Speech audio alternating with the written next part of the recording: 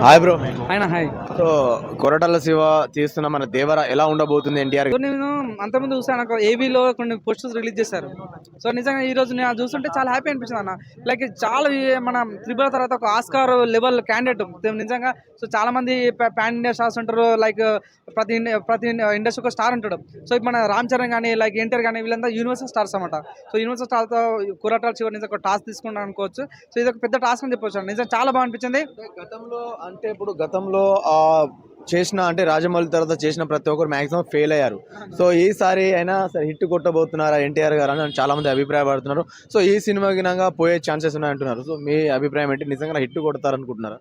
So నిజంగా నమ్మదో నాకు తెలియదు. మన వేణుస్వామికి అడగాలి. నిజంగా నాకు తెలియదు. కానీ ఎప్పుడైతే రాజమౌళితో ఏమైనా సినిమా చేసి నెక్స్ట్ వాళ్ళు వచ్చేసి 2 సినిమా ఫ్లాప్ అనే ఒక టాక్ నడుస్తుంది.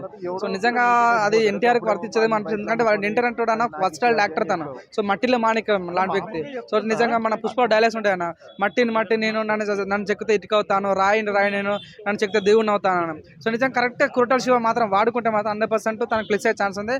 సో ఇవన్నీ సెంటిమెంట్ నా వర్కౌట్ అవ్వం. ఏ కంటెంట్ మీద సినిమా రావచ్చు అనుకుంటున్నారు మీరు? అంటే ఆ మూవీ లైన్ ఏమనుకుంటున్నారు? సో మూవీలో ఏంటంటే నా షిప్ లో కనిపించాడు అన్న. సో నాకు తెలిసి మన ఉప్పెన్ సినిమాలో ఏదైతే షిప్ జోనర్ ఆ రకం ఉందో, సో ఆ జోనర్ కనిపిస్తే అక్కడ ట్రోల్ కూడా చూస్తున్నాం మనం.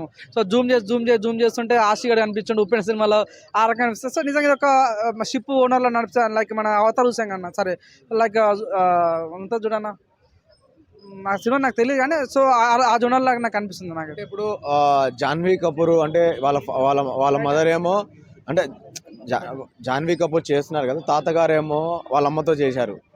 సో ఇతనేమో సో ఎలా అనిపిస్తుంది మరి కూతురుతో?